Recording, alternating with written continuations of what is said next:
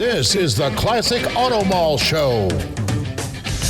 Broadcast from the studios inside the Classic Auto Mall in Morgantown, Pennsylvania. Just 1 hour west of Philadelphia at Pennsylvania Turnpike exit 298. Featuring nearly 1,000 classic, vintage, and barn-find vehicles for sale under one climate-controlled roof. Now, here's your host, Classic Auto Mall president, and the man with all the toys, Stewart Howden. Well, glory be. Here we are, show number 161. Cutting out. Check one. How about the Porsche Cayenne on the parking lot? Is there a Porsche Cayenne? I actually like the Macan a little better. It's more my size. I like the Macan better, too. And I think the styling on the Macan is much better than the Cayenne. Even the early ones, which were poo-pooed for their styling. Yes. The rounded. Have you seen the Ferrari SUV? I did. I have. Wow. Although I saw an Aston Martin in the wild on the street the other day. So there was one at St. Michael's, the Concours that we were at this past weekend. And it's got a lot going on the back of it that Aston Martin does. Yeah. And there was a purple DB. I can't keep up with all the nomenclature of all these cars anymore. But it was a purple Aston Martin coupe. It looks similar to Kathy's V8 Vantage, but it was a DBR 12-cylinder, whatever, one of 100 made. It's pretty cool in purple. And then, of course, there were some radical Bentleys, but the Aston Martin SUV, it's a DB something. Yeah, and it really kind of cool. Yeah, no, it retains that interesting grille that is they're renowned for. And the more I write Aston Martins here at the mall, we have 2 in stock right now. The more 3. Well, Kathy's 2.5. 2.5. Why don't they just call it the Bond or something? The Bond, they come up with the names instead of all these numbers. They're spectacular. They are spectacular. I mean, I'm sort of leaning that way over a 911. Not that I can afford either one. I'm just saying, given my druthers. If I was leaning, I would be leaning that way. I like them, but I like coupes. I don't like convertibles. Like I said, I'm done with convertibles. We think we all want convertibles until you get one, and then you think, okay, I don't use it as much, because the problem is that convertibles are good for about 3 days out of the year. It's either too damn hot, or it's too cold, or there's she doesn't want her hair messed up, or Plus, the canvas lets in a lot of heat. Yeah, and noise. And noise. It's a lot noisier. You feel like you're right on the street. Yeah, I mean, when I'm driving that car with the top up, even I feel like, God, is there somebody? I mean, somebody sounds like they're in my car. Right. My wife and I rented a convertible way before kids, and we went up Palos Verdes and along the coast in Southern California. We got more fumes. We were dizzy by the time we got out of the car. We're like, what is the? I don't get it. The attraction. I mean, you see people when it's 110 degrees outside with their top down. You think, golly, it seems like a lot. So show number 161. Right. So just me and Steve winging it this week. That's it. We just got back from the St. Michael's. Well, we didn't, but you did. Sorry, Steve. Kathy and I went to the St. Michael's Concours. What a wonderful event! It's down in not northeast, but the eastern shore of Maryland, and it's just a pretty part of the world, right on the water. Is that a new event or? No, it was in St. Michael's proper before, and now it's moved to a different town, and I can't remember the name of it. But if you can go on their website, St. Michael's Concours, you can Google it, St. Michael's Concours d'Elegance.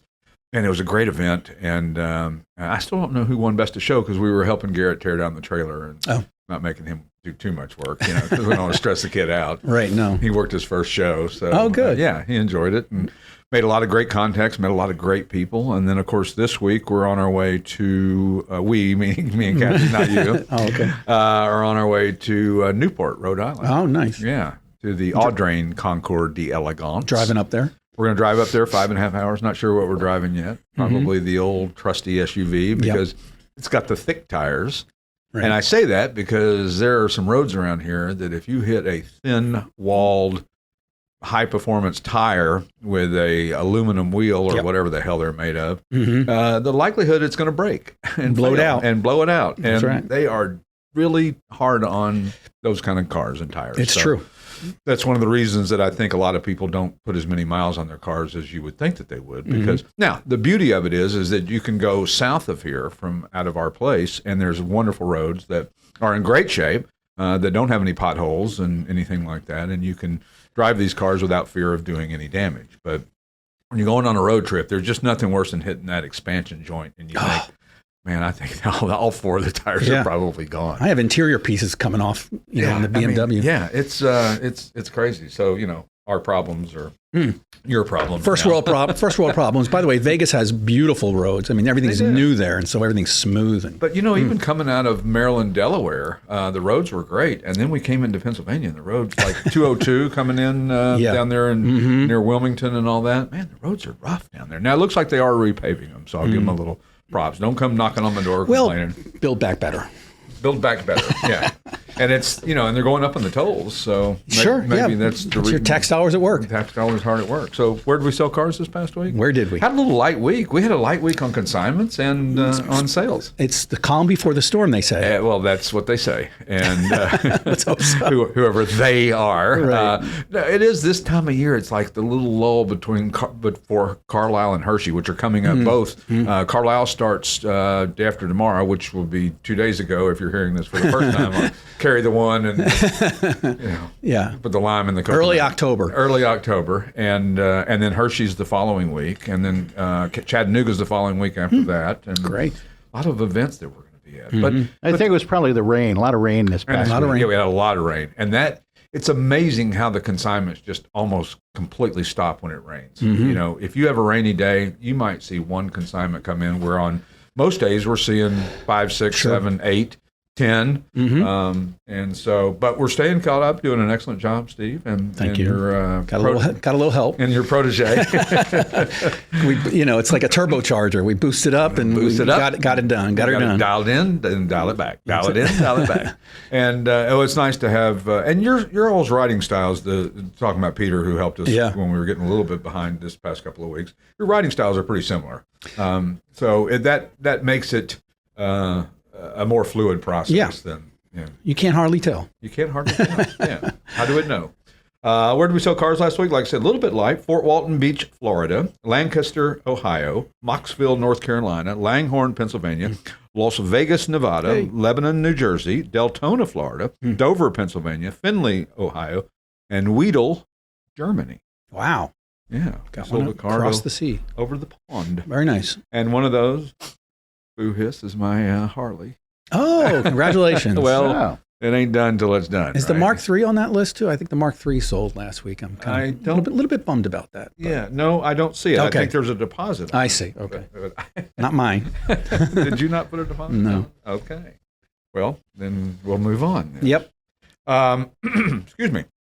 Talking about the shows, it's amazing the attendance that these and the amount of people that not only participate in these Concours d'Elegances, but also the spectators that come to these things and the families that come. And it's really great and encouraging to see. And a lot of us were talking about the fact that concours need to figure out how to attract a younger crowd. And the argument is, we'll just make it more cars about what they would want to see. And our argument back is, wait a minute, you shouldn't change a Concours d'Elegance. You should educate people into appreciating what it is. But if you want a car show for the 80s and 90s cars, then you have Redwood. And if you want a hot rod show, you have the Grand National Roadster show. And if you want a particular type of show, we should have all those multitudes of shows. But I don't think you should change a Concours d'Elegance to make it fit the crowd. The crowd needs to fit the show. Yeah. And you just got to educate people on why it's important that these big pre-war V16 and V12 Cadillacs and Packards and Duesenbergs are important, and they're art, and there's a reason that they're so admired by people, and there's a reason. Same with the post-war stuff, the Ferraris and the Maseratis from the 50s and the 60s. Those are all important, but we can't get away from that. We can't make a Concours d'Elegance with a Toyota Supra as the best in show. Right. I mean, it just kind of takes away from what it is. And by the way, I love Toyota Supras. Don't get me wrong. Right. But I also love Duesenbergs, and I also love Ferraris, and I also love I like about everything. Really. A lot of the issue is this younger generation here, because they're not teaching history in a lot of the schools, and there's kids are like, I didn't hang with George Washington, but I know who he was. Right. And there's just a lot of young people that if it happened before their memory, they're not doesn't interested. Exist. They don't care, and it doesn't exist. And candidly, I mean, I was a little bored in history, and then I became a huge history buff later in my years when the History Channels first started. Yeah, and it does happen. And I was like, why didn't I? This is fascinating. But it wasn't. The History Channel made it fascinating, not just because it was a visual video type thing. It was that they were talking to their audience, had history books in high school, been talking to us, telling us the fun and cool stuff that happened back in the day, then that would have been a whole different animal. But when you got to know exactly the day, week, and hour that the War of 1812 started, or that what year did it start? Yeah, I think 1820-ish. Who's buried in Lincoln's grave? That kind of thing. Yeah. Then all of a sudden, it wasn't interesting. But when you got it presented to you in different formats, in a more user-friendly, hey, we have to get ratings, so we got to make it really interesting to people. It was fascinating. Yeah, and if maybe in history in school they touch on Henry Ford and the automotive industry, but maybe not too. So the History Channel and things like that will do a whole hour. A lot had to do with the teachers too. So everyone's had teachers they remember and they retain things from, and others that just kind of went through the motions. Well, the history teacher was usually the football coach, and he was half the time wasn't there. That's true. And didn't care, and it just was part of his gig, and he had to be the history teacher. And I get it. I mean, schools had to make do with what they had. I mean, it's not like we got a terrible education, but but you're right, JR. History today is a completely different. They're teaching completely different stuff in history. Well, recent history, the cars that made America, the foods that made America, the amusement parks that made America, how Disney changed America. They're all interesting stories that you never really heard before, and all of a sudden they're out there and prevalent, and you hear about them and you go, oh, that's really cool. Why wasn't that taught in high school? Because colonialism is more important to teach. Right, and knowing dates and, it's like the driver's test anymore. There's nothing about driving. There's nothing like, how do you control a car in a skid? What do you do if your brakes fail? What do you do if something happens? No. It's how many days will your license be suspended if you're caught, winking at a girl with a Mr. Microphone in one hand? That's funny.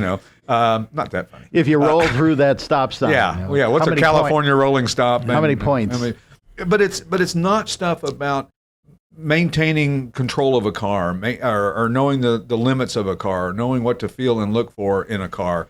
None of that has anything to do with anything. Well, it's like they don't teach finance in school either. Right, or how to balance a checkbook. Exactly. Yeah. Our kids don't balance their checkbooks. No. They don't have checkbooks. Or how to get it unstuck in the snow. Yeah, that's right. Exactly. Do you rock it from reverse to drive, reverse to drive, or, do you do something else? You'd probably do something else.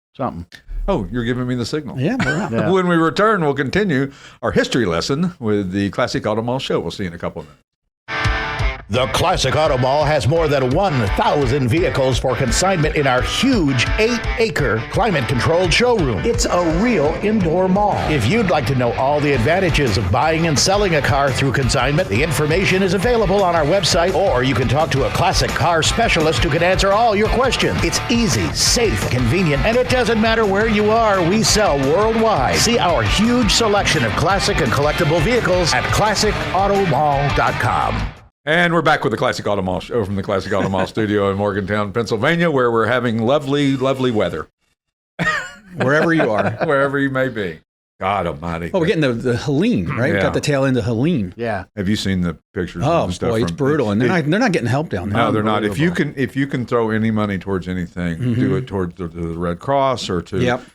There's a flight. Oh, I can't remember the name of it, but I'll try to remember it. But before we finish the show, but help them out down there. There are people that are stranded with no cell phones, no electricity, no food, all the roads. I mean, you can't even get in Asheville, North Carolina. Yeah, it's unbelievable. Yeah, it is. It's like Armageddon. I mean, they were saying, 30 inches of rain in a 10-hour period and a 40-foot wall of water just coming down and taking a whole town completely out. Some of the video is just incredible. Yeah, you can't even fathom that that could be your house with just water up to the ceiling. Yeah. Yeah, I think most of the major websites like Fox News and CNN and Colbert Report and all that have multiple places you can go. So they're like a clearinghouse for the places that you can make donations. Yeah. And they're saying people need diapers and don't send they can't. They have to go on a truck and the trucks can't get in. They have to go on a helicopter. They need money. They need money. That's what you may need to donate. Yeah, donate money. Don't give them a can of beans. I mean, I'm sure that they wouldn't mind a can of beans, but how are you going to get it to them? Everything's going to be helicoptered in. Yeah. And there's still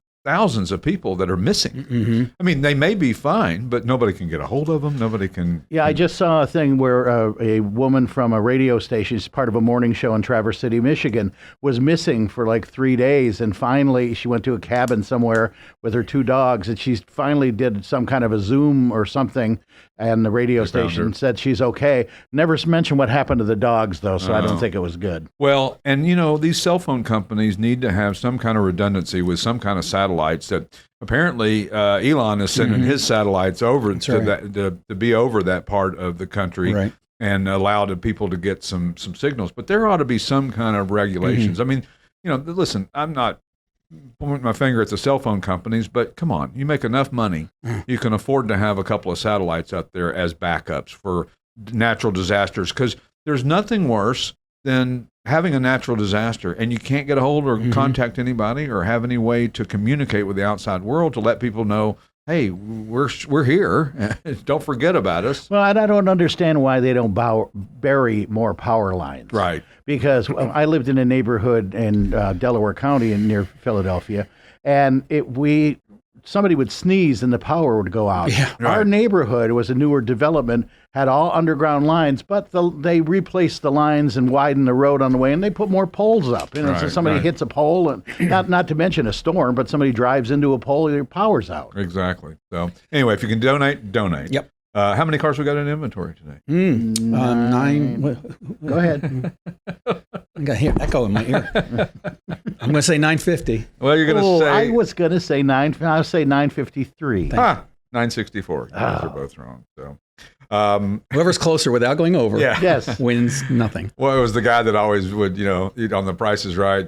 I'd say it's worth $10,000. I'd say it's worth $10,500. I'd say it's worth $11,000, $12,000. What do you say? $99.99, because I'm going to be under everybody. Yeah, I hated that guy. Oh, that one guy who got the $1 off thing. Coward. He always won too, and that was never fair, and that was wrong on many levels. So our article of the week, which we can't really call it an article of the week if I don't do it every week. Right. So the article some weeks. This month's article. Expected expenditures when purchasing a classic car. When purchasing a classic, antique, muscle car, hot rod, etc., should I expect to have any additional expenses? In a nutshell, yes. Any older vehicle is going to have things that need replacing no matter how well maintained it was. We see this all the time. A starter goes out, an alternator, a relay, something goes wrong. So when you buy a classic or special interest car, don't spend every penny of it on buying the car. Save some money back, especially the older cars that haven't driven a long distance in a while. And you get out and it's the new car to you, and you're driving it and putting miles on it that it hadn't experienced in a number of years. And things will go wrong. Those tires look new, don't they? Sometimes they look new. They look great and have plenty of tread, so they must be roadworthy. Check the date code. They could be 20 years old. Easily. And some of these tires that are 20 years old, they look good, but their chance of failure is very high.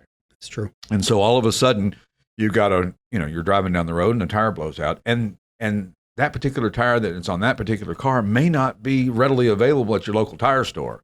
You may have to go through Coker or one of the other tire companies. So, and if the tire blows out, those older cars may not be as easy to control as a newer car. That's exactly right. The motorhomes nowadays have a steer correction that when you blow out a tire, it maintains a straight distance. It doesn't allow the wheel to go whatever. So, and people. You say, well, why didn't the guy put new tires on it or a new battery in it? Well, because we're all guilty of the same thing.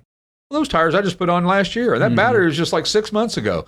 No, the battery was 6 years ago, and the tires were 20 years ago. Time goes by quickly. Yeah, it's like you don't equate time and that you've owned something unless you're just really weirdly, photogenic memory or whatever they call it. So, but. If the car was stored on a cold concrete floor, there's a good chance that those tires are not as good a shape as they came from the factory. And listen, I'm amazed at how good tires are to begin with. I mean, to see all the tires that you see running down the road every day and to see as little failures as you actually see in those, it's pretty amazing. And usually the failure is because there was something sharp and in the road or something came off. Or your wife curbs it.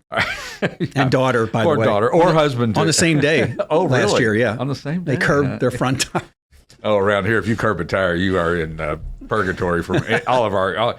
So did you curb those tires on that car? You know, you'll never live it down when you curb a tire around here. You know, what other items might need replacing when you buy a new car? How about mechanical or electrical device? I say this all the time. How many times have you parked your car, gone in, gone to bed, woke up the next morning, walked out, the car wouldn't start? What the hell happened?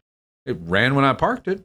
It didn't run now. So who knows? You're shipping your car across the country on an enclosed carrier that puts it in a cocoon on a white glove service, and you're going down the road. But guess what? That thing is bouncing, and things can come loose. And even though the car ran perfectly when you pulled it onto the trailer, by the time you get to California or Texas or wherever, there might be an issue. So I'm not saying that all cars this happens to, and I'm not saying this to cover our butts. It's just fact. It's just these things happen. If you bought a hot rod or a custom that was built from a bunch of different manufacturers' parts all put together, we tend to forget how really good manufacturers are at making all those parts work together in an automobile, because, you know, there's a lot of things that are different that can go wrong. But when you start taking different manufacturers of parts that are not built to the same specs as maybe a General Motors or a Ford or a Chrysler, then they don't always match up exactly right. And if the hot rod or the custom has, you know, 0 or no or very little miles, then it probably hasn't been sorted out completely. So it's another thing to think about. And again, I'm not trying to scare people away and say, oh, don't buy a car like that because it'll never be right. But that's not the point. The point here is that you should expect that you're going to maybe have to spend a little bit of money, especially once a car gets sorted out.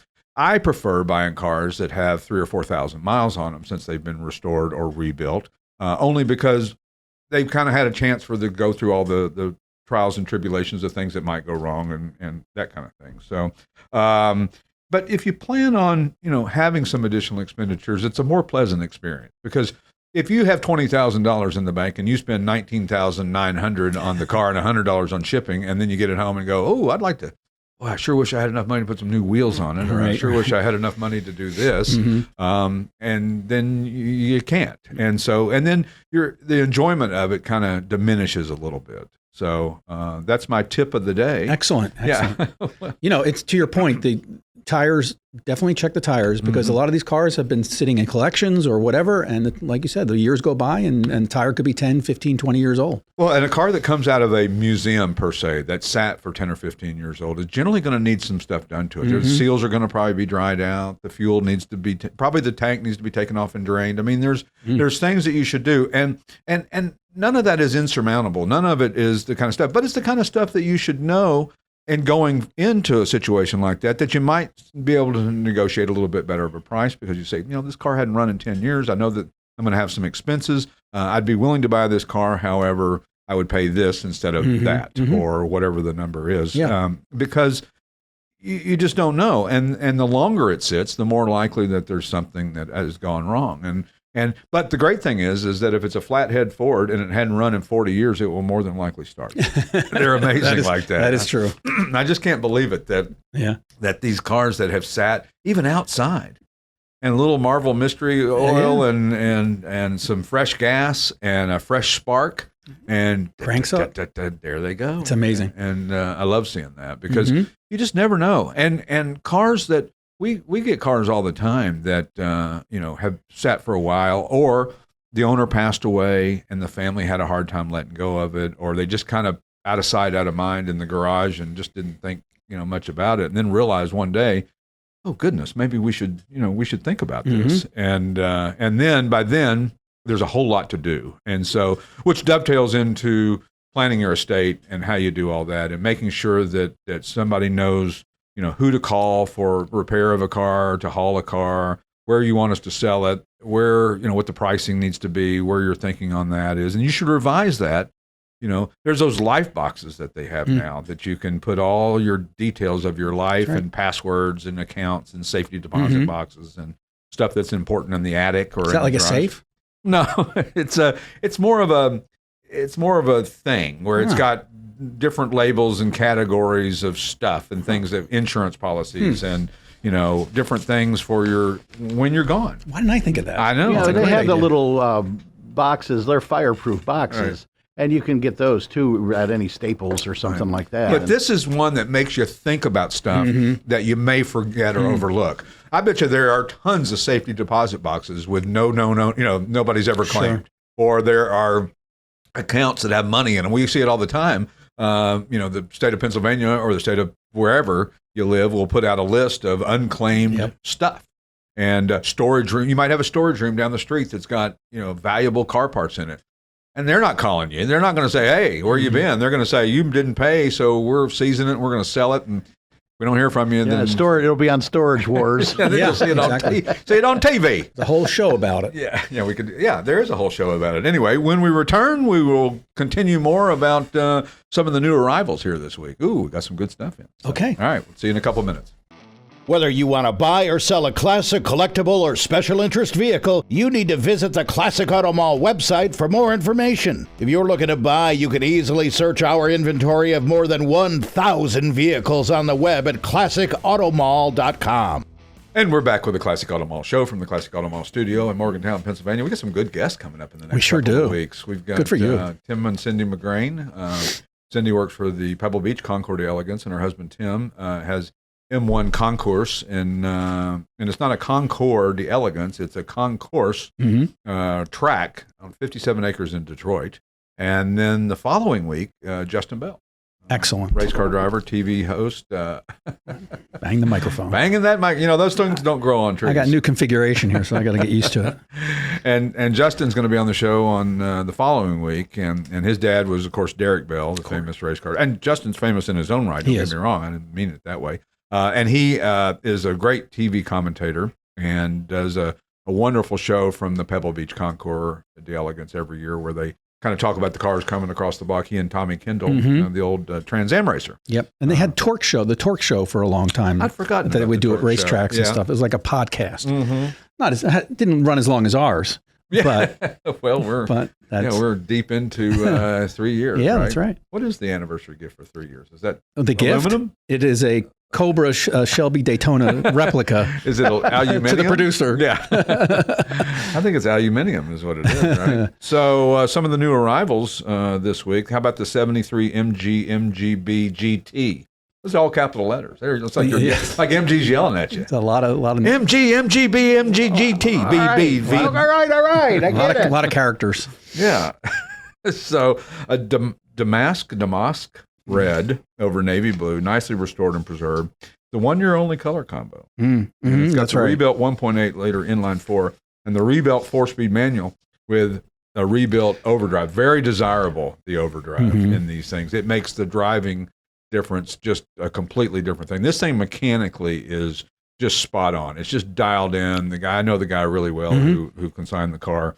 And, it's driver quality exterior wise and cosmetically, which is great because you can enjoy it. Just get in it and enjoy it. But mechanically, it's gone through, it's sorted, just as we were talking about earlier. It's one of those ones that you can get in and drive it just about anywhere. That's important. And it's got all the receipts and documentation. And again, that's important too. When you're buying a car, the more information about its history and past and what's been done to it, the better. Not only for you as an owner, because you'll know, that went bad, and it's this, and this is what type of that it is, and I know how to look it up and fix it. Because a lot of times you see parts on these cars, you have no idea what they are, right? Where they came from, or if they were new or used or rebuilt or new old stock. Or every once in a while, consigners don't know what's in the car. Yeah, I mean, they don't have record. Yeah, and sometimes replaced parts still go bad again. Sure. And new old stock, for those of you who don't know what that means, that basically means stock that sat on a shelf for the past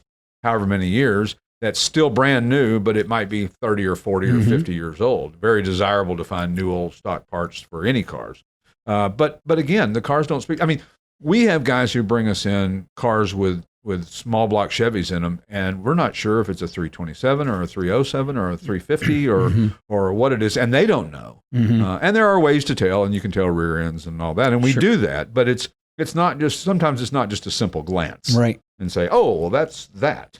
So other new arrival is the 1956 Chevrolet 150 two-door sedan in Matador Red and India Ivory, which is a great color combination on these. Striking. Over red and white interior. And it's a 150, so what a lot of people do with these, so in the Tri-5 Chevy, 1955, 56, and 57, there was a 150, a 210, and a Bel Air. Right. And they were all looked somewhat similar. They just had varying degrees of trim and extra chrome and extra parts and bigger engines. So a lot of these guys, when they resto mod, which is what this car is, they take a 150. So they don't ruin a good Bel Air, which was the kind of the top. Well, kind of. It was the top of the line in the Tri-5 Chevy world. This one's got a 383 stroker V8, 653 miles since built. So it's had enough miles on it to go through it and see that it's run and see that it's break-in period, if you will. What is it? Used to be 500 miles on your car that you couldn't go.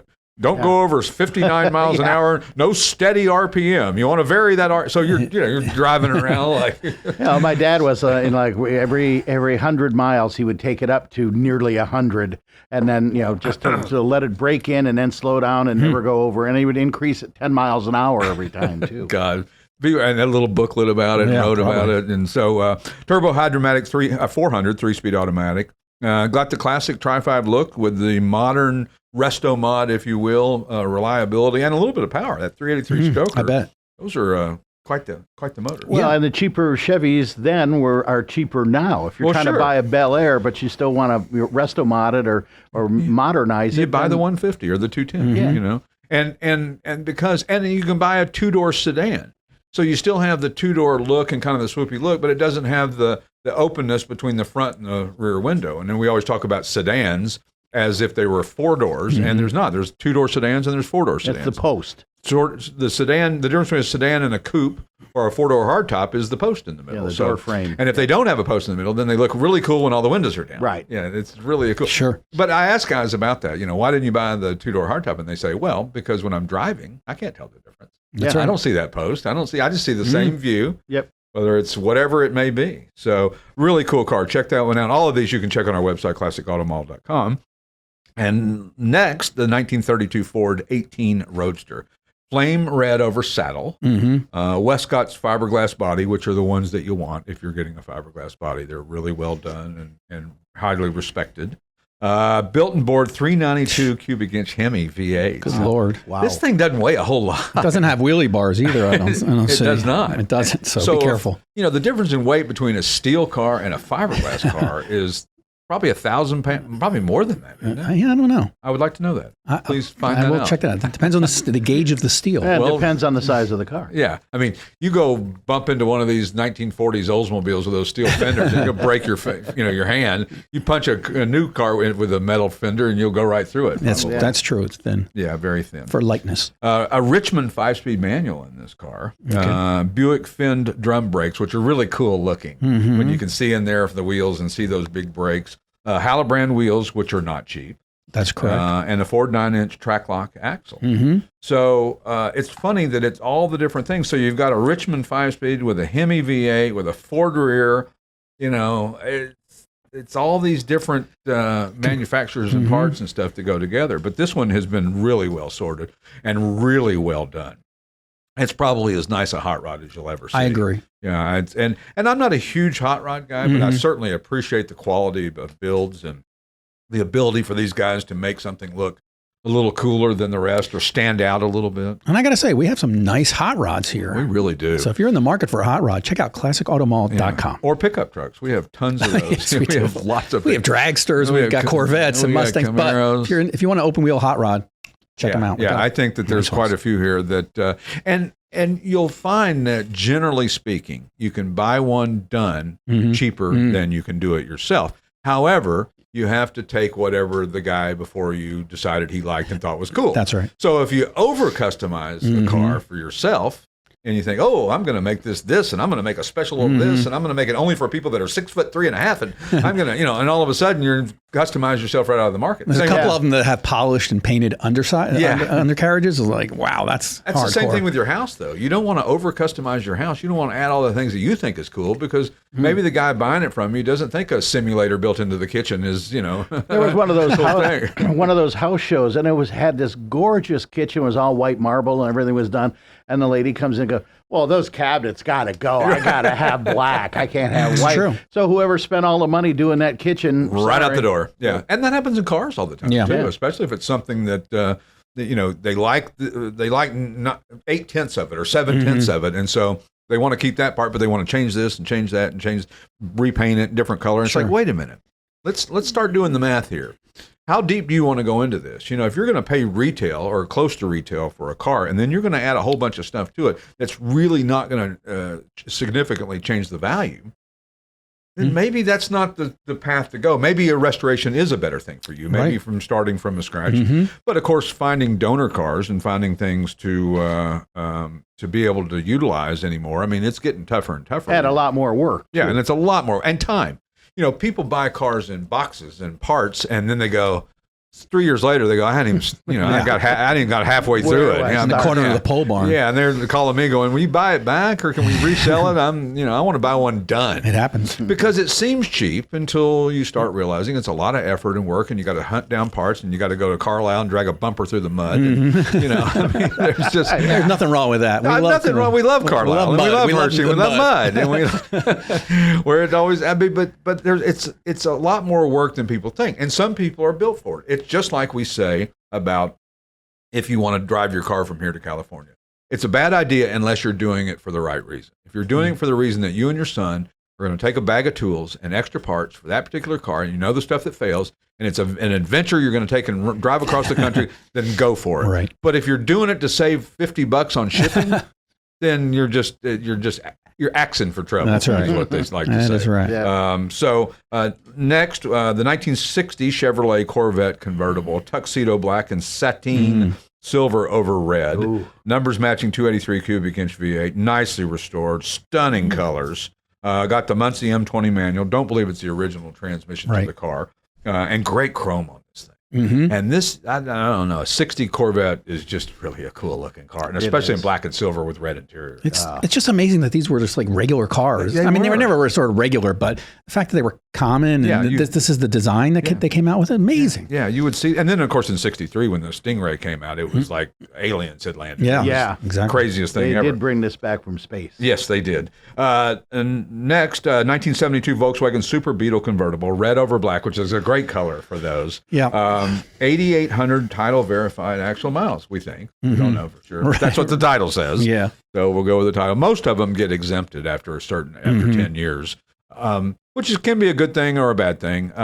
If you're, if you know the car, if grandma only drove it 8,000 miles and Pennsylvania or your whatever state you're in puts exempt on it, kind of hurts the value of it. It's true. Because then you can't really have it. You don't have any documentation and paperwork to follow. Now, cars built after 1981, you've got Carfaxes, which will kind of trace the lineage and history of the car and how many miles and all that, but not always easy to know. This one's got 1,600 cc flat 4-cylinder, 4-speed manual transmission, rust-free example, and last but not least, the 1959 Plymouth Fury hardtop Aqua Mist over Highland Green and Aqua Mist. It's a great color. That's a big car, and it's a big car, and it stands out. Garage kept. You better have a big old garage. Measure your garage. Awesome Ford design look. 318 cubic inch poly V8. Got the push button torque flight automatic trans, and just a smooth operator, smooth cruiser. You just cruising on the 318. People go, it's only a 318. That's a pretty good motor. That's all you need. Yeah, that's all you need. How fast do you want to go in a Plymouth that weighs 19,000 pounds? That's right. I mean, it's got enough chrome on it. Probably weighs more than me. Yeah, easily. Well, and the 59 Ford had those big round taillights, and the Chevy had those big cat's eyes.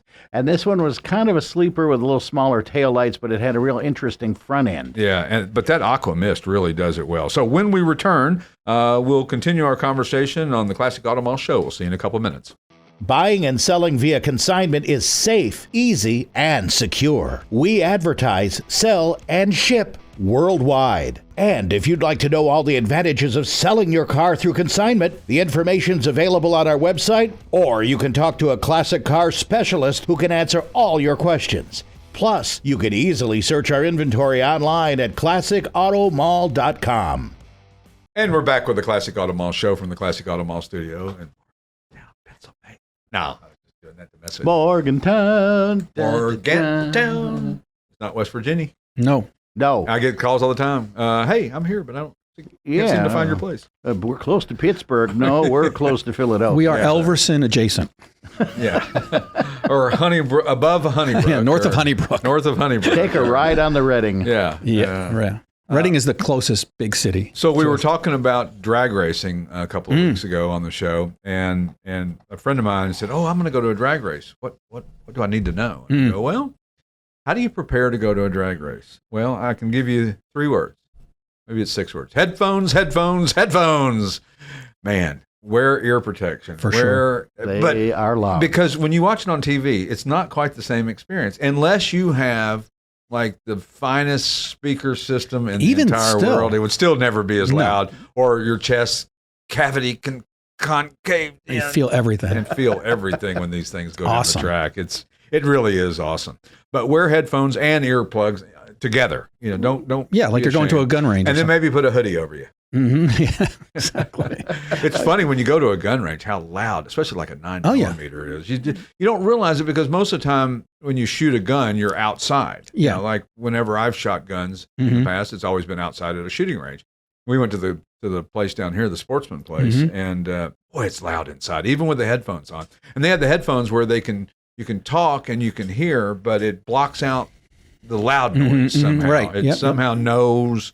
How loud? It's like the thermos. How do it know? Wow, those things are expensive too. Those canceling headphones. Yeah, are noise canceling. That's $150 or something. Yeah. So, but worth it. So, if you go to the drag races, headphones, headphones, headphones, and earplugs, earplugs, earplugs, and go on qualifying day. You don't have to go on the day of the race because you'll get the same excitement and it won't be as crowded. Although when we went to Maple Grove, it was pretty darn crowded on that Sunday. And if you've only seen it on TV, you've never seen drag racing. Right. It just is not the same thing. It is so awe-inspiring. I mean, it's hard to describe the sound, the fury, the commotion. It's a lot like if you've gone to a hockey game. Right. When you're at the arena and see how hard they're hitting, you see it better on TV with a bird's eye view of the camera. But man, when they wham into each other, you're like, wow. And you can feel the cold and feel the smell of the ice and all of that. So. And the good thing about the drag races is they're still fairly cost effective to go to and attend, and it's a lot of bang for the buck, and the concession prices aren't absolutely ridiculous. Right. But don't diminish, the Top Fuel and the funny cars are the king of the hill, and those things are, run on nitromethane, and they are just crazy. But those Mountain Motor Pro Stock cars, the 800 cubic inch Mountain Motor, there's a sound about them. They're not so loud that you need headphones and earplugs, but they have this low down guttural roar that's like, you can't, it's just really cool. It's amazing. So, and they don't run a quarter mile anymore. So don't be a dumbass like me and say to the guy, how fast that doing the quarter? And he goes, well, we only run 1,000 feet now. So, is that right? Yeah. And I is that an eighth? Is that eighth mile? No, eighth mile is half of 1,320. So that would be 600-700. They run 1,000 feet? They run 1,000 feet. And Maple Grove? Why is that? Because they were going too fast. Saves gas. Oh. Fuel economy. They went from 1 mile a gallon to 1.2 miles per gallon. I thought maybe they were going metric. Yeah. Wow. Yeah. And they all run 1,000 feet now because they were just going too fast. They were going to be over 400 miles an hour my gosh. in a quarter mile. I mean, they're at 3. Well, maybe they wouldn't be over 400, but they're at 3. I think their record is 337 miles longer per hour. Distance to stop too when they're going faster. Yeah. Yeah, that parachute fails, and I don't care how long of a runway there is. You're in the next county. You're going quite a ways, and not going to be pleasant. Don't forget sunscreen either. And be prepared to do some walking. The cool thing about going to the drag races is that your ticket gets you in the pits. You don't have to buy a pit pass or a more expensive ticket. Everybody gets to go into the pit area. So I mean, if your favorite driver is there, generally if you hang around long enough, you're going to be able to get his autograph because he'll be right there, or you'll be able to get a picture with him or whatever you can do. And that's not always the case if you go to IndyCar races or any of the other races. Him or her. And more her that's going on up there now. You got Ashley Force and you got all these things. So don't diminish drag racing. Don't look, listen, I like Ferraris and I like drag racing and I like stock car racing and I like racing and rubbing and fast going and all of that. So don't look down your nose at it and think, oh, that's drag racing. Who cares? No, you'll care when you go. Right. I'd say the same thing about road racing or even oval track. It's that the cars are moving at such a speed you just can't fathom on television. When you watch Formula One on television, when they're accelerating from a turn to another turn, and it's maybe 1,000, 1,500 yards, you can't believe the acceleration, and you can't you can't experience that on television. You cannot You cannot grasp how fast they really are going. It's really amazing. It's funny how that doesn't translate. It doesn't at all. No, I was at Pocono a couple years ago for an Indy, I guess the last Indy race, because they don't do Indy races there. Those cars are flying. Yeah. They're not even cars. To me, they're like rocket ships. They're bullets. Really. Yeah. So, but go to the drag races. You won't be. It sounds like a 72 Oldsmobile Cutlass trying to start in the background if you can't hear it. It's like a 1923 Ford. Yeah. So I was reading in Hemmings, or online Hemmings newsletter that they send, that thieves in the UK are now stealing headlight assemblies. Huh. That's their new thing that they're stealing. So it went from catalytic converters. You don't hear about that too much anymore. It's still happening. Is it still happening a lot? Yep. But now they're stealing headlight assemblies because, get this, on the 4 Series BMW, headlights are $3,000 a piece for a headlight. Yep. Remember they used to be the little thing you bought in the cardboard box? Sure. It was like $1.19 at Napa. At Napa. The Audi Q7, their top of the line SUV, $4,300 each. The car that lists for $60,000, so more than 10% of the list price would be the headlights. So, two of them are $8,600. Oh my goodness! They're very headlights. Elaborate now with the LEDs. They got the LEDs and the reflectors and reflectors. And Listen, my wife rear-ended somebody in a 2001 Volvo S60. Knocked out both headlights. They totaled the car. The headlight assembly, the 2 headlight assemblies were worth more than the car. Wow! Oh my God, that's just hard Great to believe. Car. Yeah. By the way.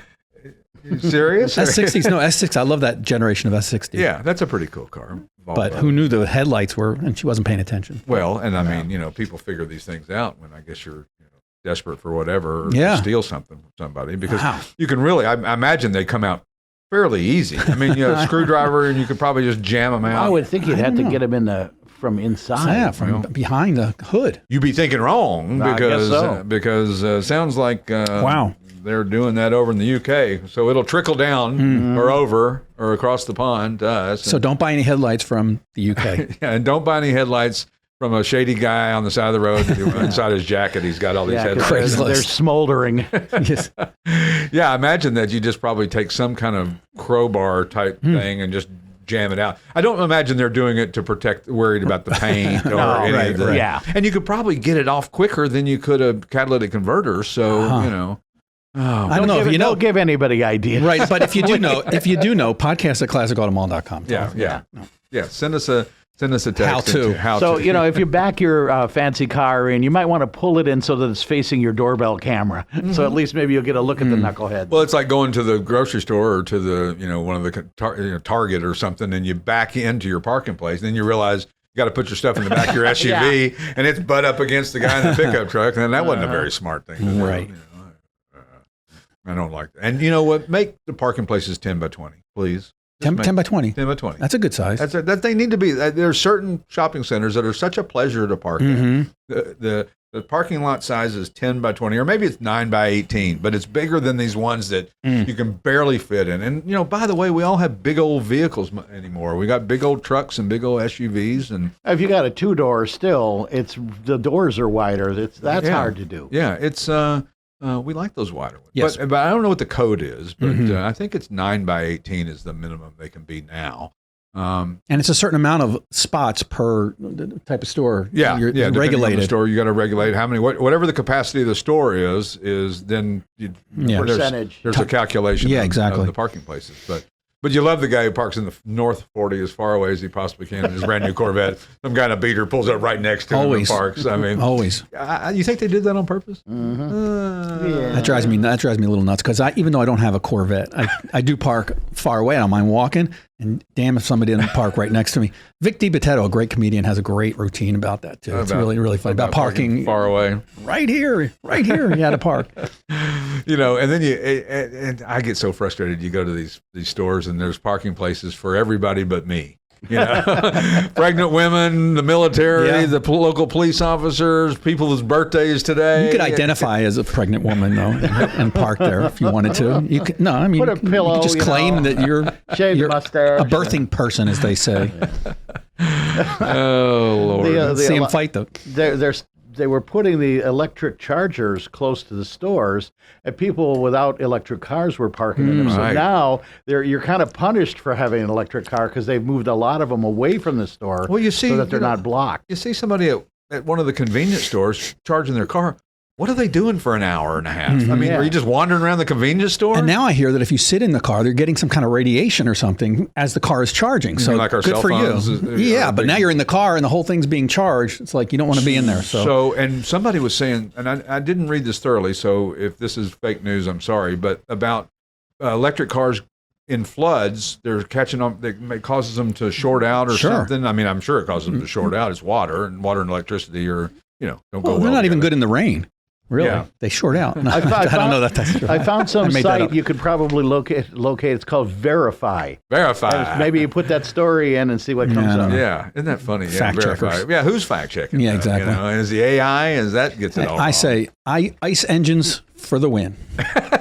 Internal combustion engines for life. You notice that a lot of the manufacturers aren't living up to their, what they thought that they were going to do 3 or 4 years ago. They've backed out a little bit. The demand is down. The demand is down. Listen, make electric cars, make hydrogen cars, make propane cars, make gasoline cars, make them all. Whoever wants what it is, but don't shove it down people's throats. And the market will dictate what is successful. Exactly. That's exactly right. And that's the way it did it back in the early 1900s. They had electric cars in the cities, and they worked well. And as people started moving off the main line, if you will, in Pennsylvania or other places. Off the grid, that, those electric cars don't work so well. But that's okay. They had their purpose for there. And listen, in a utility truck in downtown New York City, probably electric truck makes sense. But not on a semi driving across the country, and not in a car driving across the country. Well, the Ford Lightning's bombed. I mean, what happened? And the Silverados, what happened? They were good looking, the electric Silverado. But we haven't seen it yet, have we? I don't think so. I don't think I haven't seen one driving Not too around, many. So you don't, that's maybe not. I think what they found out with the trucks, too, is they put outlets in them. So the guys would take them to a job site. Right. And not only did they drive it, but then they would be running all their tools or charging their tools and things like that. And then the warranty, what happens with the warranty when you're doing all that extra stuff? Is that voiding that? I don't know about that, but they would run them down. So instead of coming home at 10% low, they'd be 50% low. Yeah. Right. And if you're charging $220, it's going to take a long time to charge. So, There you have it, folks. We've, in a nutshell, summed up everything there is to know about electric cars and more. We'll see you next week on the Classic Auto Mall Show. You've been listening to the Classic Auto Mall Show with your host, Stewart Howden. Executive producer, Steve Safier. Produced and engineered by yours truly, J.R. Russ. Available on ClassicAutomall.com, YouTube, or wherever you get your podcasts. Music courtesy of the Pat Travers Band. For tour dates, contact, and stuff, visit PatTravers.com. Produced by Car Smarts Media. Copyright all rights reserved.